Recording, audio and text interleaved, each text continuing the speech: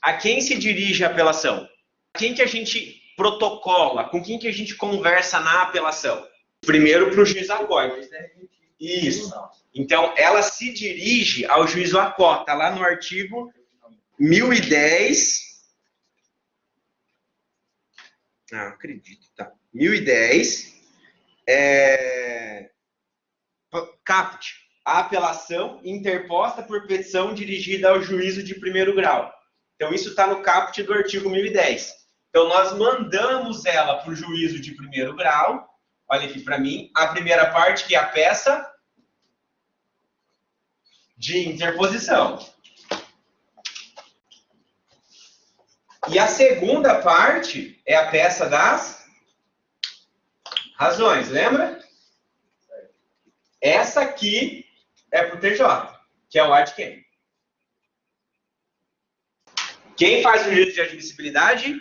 Ad quem. Quem é o ad quem? Segundo grau, que é o Tribunal de Justiça. Tá? Tribunal de Justiça é o ad quem. Tá? Tá lá no artigo 1010 os requisitos que a gente precisa colocar na nossa peça que vocês fizeram, que é o nosso recurso de apelação. Bom, é isso que a gente precisa colocar nas nossas peças, é o que vocês já sabem, a gente já fez isso, tá? O mais importante é o inciso 3, tá? E o 4, porque o primeiro e o segundo é mais tranquilo. Mas eu vou chamar a atenção de vocês para os incisos 3 e para o inciso 4. O inciso 3, ele vai dizer o quê? Eu preciso fazer um pedido de... Quais são as duas palavrinhas-chave que eles usam ali? Reforma ou decretação de nulidade? Reforma ou decretação de nulidade. Reforma ou decretação de nulidade. Um deles é o erro injudicando e o outro é o erro improcedendo, certo? Uhum. Qual que é qual? O procedendo da anulação, injudicando a reforma. Isso mesmo. Esse é o erro improcedendo. E esse é o erro injudicando. Então, tudo que nós estamos falando de apelação e os verbos que eu estou utilizando com vocês é os verbos que o próprio código traz. Então, eu vou sempre bater em cima de reforma e anulação. Reforma e anulação. Ou reforma e nulidade. Porque é um dos dois que vocês têm que pedir. Eles sempre vão pedir um dos dois. Tá? E aí, o inciso 4, ele vai trazer que nós precisamos fazer um pedido de nova decisão. Tá? Então, por isso que o pedido tecnicamente correto da tua petição de apelação é: requeiro, né, o conhecimento do recurso, tendo em vista que preenchidos os pressupostos de admissibilidade,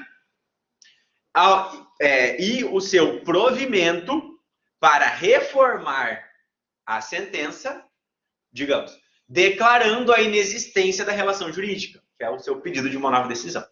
Tá? Então, a gente faz ele sempre bem especificado assim. E aí, finalizamos. Tá? Essa é a regularidade formal. Lembra dos nossos requisitos de admissibilidade que nós vimos? Tinha tempestividade, preparo, legitimidade. Um deles é a regularidade formal, que é toda essa formalidade que nós estamos falando, que exige a peça de apelação. Tá? Parágrafo 2º vai dizer da apelação adesiva. Ó, aqui eu vou falar para vocês da apelação adesiva. Vocês lembram do recurso adesivo que eu já expliquei o que é? É aquele que você pega carona no recurso do outro. Isso.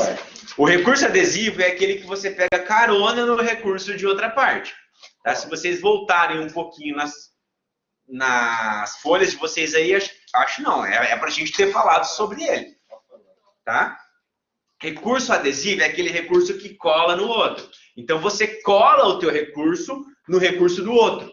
Só é cabível em 3 recursos. Vocês lembram quais? Na apelação, que a gente está falando, no recurso especial e no recurso extraordinário. Só nessas 3 hipóteses que cabe recurso adesivo. Tá? E como é o recurso adesivo? Ilustrando aqui para vocês. Ó. Então, nós vamos falar da apelação adesiva agora. Só da apelação adesiva. O processo tramitou, o juiz proferiu sentença. Certo? Dessa sentença, as partes são intimadas para, no prazo de 15 dias, querendo apresentar o recurso de apelação. Ó, se nós temos uma sentença de parcial procedência, significa que o autor ganhou uma parte e o réu ganhou uma parte, certo? Beleza. Ambos têm legitimidade e interesse para poder recorrer, certo? Porque cada um perdeu um pouco. Digamos que o recurso de apelação... Me acompanhe no quadro, não se preocupem em anotar. Me acompanhe no quadro para vocês entenderem o raciocínio. Depois eu dou uns 5 minutinhos para vocês anotarem o que vocês acharem interessante. Pessoal de casa, a mesma coisa. Acompanhe o raciocínio comigo, porque tem uma lógica, tá? Então, proferiu-se sentença, as partes foram intimadas para querendo apresentar o recurso de apelação, certo? Só que só o autor apresentou a apelação. O réu não apresentou o recurso de apelação, certo? Beleza. O processo depois vai para o juiz. O juiz vai proferir aquele despacho intimando a parte contrária para apresentar as contrarrazões e depois remetendo ao tribunal para fazer o juízo de admissibilidade para julgar, consequentemente, o seu recurso, tá? Quando o juiz intima a parte contrária no prazo de 15 dias para apresentar as contrarrazões é tudo junto já, tá? Contrarrazões é a resposta do meu recurso de apelação. Que eu tenho as razões e as contrarrazões. No prazo de contrarrazões de 15 dias úteis, eu vou fazer a minha peça e vou colocar lá ao juiz, ao tribunal, né? TJ, Vou, na primeira parte, fazer as minhas contrarrazões e na minha segunda parte eu vou fazer o recurso adesivo. Quando eu faço o meu recurso adesivo, eu colo o meu recurso no recurso dele. Colando o meu recurso adesivo no recurso dele, permite os desembargadores julgarem eu fazer um pedido e eles julgarem alguma coisa a meu favor. Lembra que o juiz só pode se manifestar sobre aquilo que ele é provocado. Então, se só o autor fez pedido, estão me acompanhando? Que ele fez o pedido na apelação. Tá? Se só ele fez pedido, ele não pode julgar nenhum pedido do réu. A não ser que o réu faça pedido. E ele só pode fazer o pedido no recurso adesivo. Se ele faz isso, fez o recurso adesivo. Aí, volta para o autor em 15 dias fazer o quê? Contrarrazões do recurso adesivo. Depois disso aqui, ele sobe. Só depois de tudo isso ele sobe. Entendeu? Esse é o recurso adesivo. É que não faz sentido você apresentar um recurso adesivo se você está no prazo para apresentar o teu recurso principal. Porque o recurso adesivo, se por exemplo, o autor não recolheu o preparo aqui, não pagou as custas, o recurso dele não vai ser conhecido. O recurso adesivo também não vai. Entendi. Entenderam? Por isso que a gente sempre precisa fazê-lo o recurso principal. Esse é o importante. O importante é fazer o recurso principal. Tá? O recurso adesivo não é apresentado dentro da peça. É uma peça autônoma. Recurso adesivo. Tá? Você protocola as duas peças. Primeira peça de contrarrazões e a segunda peça de recurso adesivo. Não. Elas são duas peças autônomas. Eu não tenho uma que é anexa da outra. Cada uma é sua peça autônoma. Mas você protocola elas no mesmo momento. Protocolo contrarrazões e protocolo recurso adesivo. Por quê? Porque se eu não faço meu recurso adesivo, que tem custas também, tá?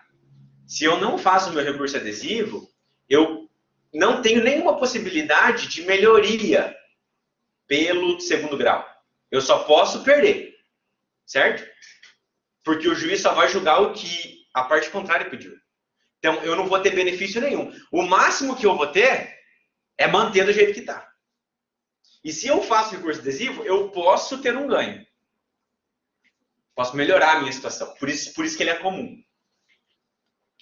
Então, coloquem uma observação para vocês não esquecerem isso. Só cabe recurso adesivo quando tem sucumbência recíproca. Ou seja, parcial procedência. Só nessas hipóteses que cabe. Beleza. Vocês percebem que o inciso 4 e o inciso 5, as alíneas são iguais, né? O que diferencia é negar provimento ou dar provimento. Certo? Nesse caso, ele está julgando o mérito. Certo? O mérito. O mérito. Tá? E o primeiro inciso, ele fala da inadmissibilidade do recurso. Certo? Então, me acompanhe no quadro. Ó, eu vou explicar de novo, depois eu dou um tempinho para vocês anotarem. Olha o nosso recurso aqui embaixo. Teve a sentença, 15 dias de apelação, 15 dias de contra-razões. Se teve recurso adesivo ou não, de qualquer forma, ele subiu. Ou com recurso adesivo ou sem recurso adesivo. Tá? Chegou aqui em cima. Chegou no TJ. Chegou no TJ Paraná. Aqui. Primeira coisa que vai acontecer, ele vai ser distribuído. Está lá no 1011 caput. Depois de ele ser distribuído, bom, ele vai ser distribuído para uma Câmara Civil e para um relator. Tá? Então, a gente vai ter qual Câmara Civil que ele vai ser julgado e qual relator. Aí, o processo vai concluso para o relator. O relator pode fazer duas coisas aqui.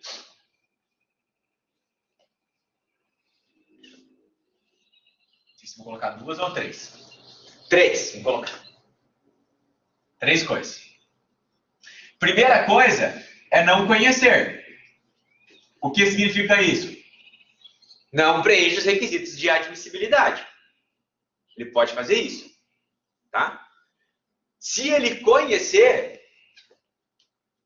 Vou deixar mais bonitinho. Nossa, aqui vai aparecer.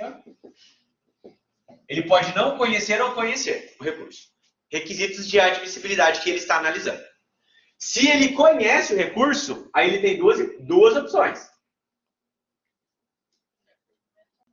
Qual? Ele pode julgar o recurso já, dando provimento ou negando provimento, porque as contrarrazões já foram colhidas. E eu só posso dar provimento se eu colhi o contraditório.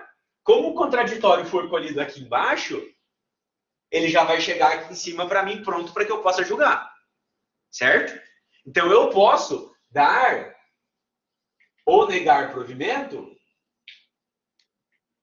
Dar provimento, obviamente, se já tiver colhido as contrarrazões. Aqui. É como se fosse um julgamento antecipado. Porque aí, nessa hipótese, nós temos o quê? A decisão... Qual que é o nome? Perfeito. Decisão monocrática. Porque ele julgou sozinho. O mérito do recurso ele julgou sozinho. Certo? E as hipóteses que ele pode fazer isso são as hipóteses do inciso 4 e do inciso 5 do artigo 932. Porque ele só vai fazer isso se a sentença recorrida for contrária a algum entendimento sumulado ou algum entendimento vinculante que ele precisa cumprir. Certo? Beleza. Se não for o caso de decisão monocrática, se ele não conseguir decidir monocraticamente, aí o que ele faz? Ele vai elaborar o relatório e voto. Então, ele faz o relatório do caso, mais o voto dele, e aí ele pede para que seja designada o quê? Uma sessão de julgamento. Aí que a mágica ocorre. Uma sessão de julgamento. Que foi isso aqui que vocês assistiram. Certo? Ô, professor. Isso, só um pouquinho, Rolando. Isso está no inciso 2 do artigo 1011. Que ele vai dizer o seguinte, ó. Se não for o caso de decisão monocrática, elaborará seu voto para julgamento do recurso pelo órgão colegiado. Então, aqui é o colegiado que vai julgar. Daí, é daqui que nós temos o nome de acordo. Daqui que vem o acordo. Então, esse é o desenho do procedimento do recurso de apelação. Tá? Podem anotar e eu vou tirar as dúvidas. O juiz de primeiro grau, está lá num artigo que eu não lembro qual que é, mas ele deve colher as contrarrazões. Aqui. Não pode fazer juízo de admissibilidade. Se ele intimou o apelado e o apelado não apresentou as contrarrazões, azar o dele. Certo? Agora, se acontecer algum erro aqui e ele não tiver sido intimado, o desembargador aqui, relator, corrige. E intima para apresentar as contrarrazões. Professor, só uma dúvida. Aí, logo depois da distribuição, o que é aí? Porque tem concluso o relator, o que é aí? Câmara cível, que vai ser distribuída para uma Câmara cível e para um relator. Ok. Primeiro eu distribuo para qual Câmara vai, e dentro dessa Câmara eu vou para um relator. Olha só, agora eu vou contar um negócio para vocês. Escrevam assim no caderno de vocês. Preliminar de apelação. Preliminar de apelação. Artigo 1009, parágrafo 1º. Olha só, prestem atenção no que eu vou explicar para vocês. Tá? Eu vou fazer uma ponte com a aula de agravo de instrumento e a gente vai fechar esse entendimento na próxima aula quando eu explicar agravo de instrumento. Eu tinha falado já para vocês, eu acho que foi para a turma de vocês, que quando os nossos legisladores fizeram um novo código, eles criaram um rol taxativo para ser feito o agravo de instrumento. O que é o recurso de agravo de instrumento? Ó, aqui nós estamos na sentença, certo? Se eu tive uma sentença aqui, eu tive todo um processo para trás, certo? Que começou com uma petição inicial. Então, aqui tiveram decisões interlocutórias. Decisões interlocutórias. Decisões interlocutórias. Decisões interlocutórias do juízo de primeiro grau, certo? Se eu não concordar com alguma dessas decisões interlocutórias, eu posso fazer o quê? O recurso de agravo de instrumento. Esse é o recurso cabível das decisões interlocutórias. Certo? Então, eu vou aproveitar o dia de hoje para vocês conseguirem visualizar já de uma forma que o agravo de instrumento é interposto aqui, ó, até a sentença. Na sentença é apelação. Então, o agravo de instrumento está aqui em azul. Tá? Dá para vocês verem essa diferença. Visualizarem já. Então, se eu não concordar, por exemplo, com essa decisão interlocutória, que, digamos, foi a primeira decisão do processo que indeferiu o meu pedido de tutela provisória, eu faço um agravo de instrumento. E o tribunal julga. E tem um procedimento totalmente diferente desse, que eu vou explicar depois. A questão é, os nossos legisladores fizeram um rol taxativo, está lá no artigo 1015, que diz o seguinte: cabe agravo de instrumento, e lá tem 9 ou 12 incisos, não lembro. 13. Lá tem 13 incisos que falam as hipóteses de cabimento do agravo de instrumento. Tá? Então, olha só.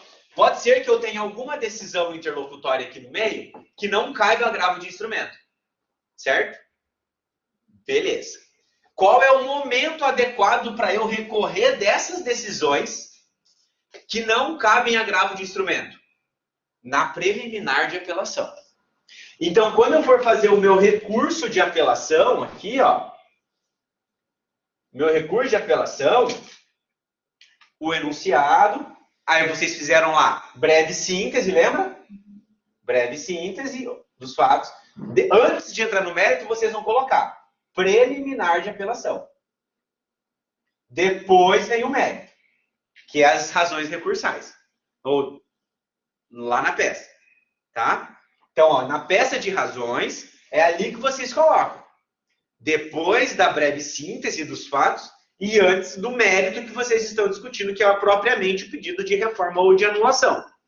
Tá? Então, o que são preliminares de apelação? Única e exclusivamente questões que não foi possível recorrer anteriormente e eu estou recorrendo agora. Tá? É um direito ao recurso postergado, porque eu posso recorrer, não encerrou o meu direito, porque o momento de eu recorrer é na preliminar de apelação. Certo? Pode ser um exemplo de uma decisão que não pode recorrer. tudo que não está no 1015. Todas as decisões que não estão no 1015 são decisões que não podem recorrer. Tá? O 1015 não traz indeferimento de prova, ele não traz. Então, se eu pego a prova e o juiz indefere, e eu não posso fazer o agravo de instrumento, eu vou deixar ele julgar. Se eu quiser recorrer, aí eu faço apelação e coloco como preliminar a reanálise dessa decisão interlocutória que indeferiu que eu fizesse uma prova. Se o tribunal acolhe a preliminar, o processo volta aqui. Vou dar um exemplo já, tá? Ó, deixa eu explicar para vocês entenderem o sentido disso. Tudo tem um sentido. Qual é o sentido disso? O sentido disso é: o legislador quis criar um rol de hipóteses do artigo 1015 que ele achou que são coisas que precisam ser decididas antes da sentença. Então, coisas que precisam ser decididas antes da sentença, eu dou o recurso imediato. Coisas que podem ser discutidas depois e não vai mudar o curso do processo, eu deixo ele recorrer depois. Essa é a ideia. Vou dar 2 exemplos, tá? Primeiro exemplo. O juiz me condenou aqui, ó, aqui no meio, deu uma decisão condenando a pagar uma multa por litigância de má-fé. Digamos que eu estava fazendo alguma coisa e ele me deu uma multa. Ou, por exemplo, ele me condenou a pagar o dobro das custas processuais por ter sido um pedido de justiça gratuita indevido. Você pode fazer isso, tá? Então, o juiz deu aqui e me condenou por litigância de má-fé, porque eu estava causando óbice ao curso processual, ou ele me condenou, por exemplo, a pagar o dobro das custas, em caso de pedido de justiça gratuita flagrantemente inexitoso, digamos, tá? Só que isso aqui não está no artigo 1015. Lá na preliminar de apelação eu faço. Os relatores aqui em cima, relatores aqui e os desembargadores, vão olhar isso aqui e vão falar: na verdade, essa condenação aqui, se eu fizer com preliminar de apelação, se eu não fizer, ele não faz nada, tá? Se eu colocar como preliminar de apelação aqui, ó, preliminar, ó, reanalise a multa. Aqui ele reanalisa a multa e fala: dou provimento à tua preliminar de apelação. Não deveria ter sido aplicada a multa. Isso vai prejudicar o restante do recurso? Não. Ele vai julgar o recurso de apelação e vai seguir o caminho normal. Agora, se, por exemplo, eu peço uma produção de prova, eu peço uma inspeção judicial, o juiz indefere. Não vou fazer em inspeção em loco. A sentença vem contrária a mim. Eu sou o réu. E a sentença vem de parcial procedência, ou de procedência só. Eu recorro. Na minha preliminar eu vou falar o quê? Desembargador, vou discutir essa produção de prova. Eu quero produzir a prova em preliminar. E eu já faço mérito também. Se ele dá provimento à minha preliminar, aonde que volta o processo? Volta aqui. Eu produzo a prova, vai ser uma nova sentença e vai voltar ao caminho. Então, rapidinho. Então depende, tá, Rita? Depende. Depende o que é a sua preliminar, depende o que é o mérito, depende se vai voltar ou não. A gente vai falar porque daí se eu vou recorrer ou não vou recorrer. Aí tem outros entendimentos que eu vou explicar depois. Mas por enquanto é isso. O rol foi criado como taxativo e a gente vai juntar isso com a próxima aula. Mas o que vocês precisam guardar é: se a decisão não for possível de eu fazer um agravo de instrumento, eu posso discutir ela em preliminar de apelação. É isso. Por isso que diz que ela não preclui. Porque lembra quando eu perco o prazo no curso do processo, aquela decisão é acobertada pela preclusão e não cabe mais discussão sobre ela?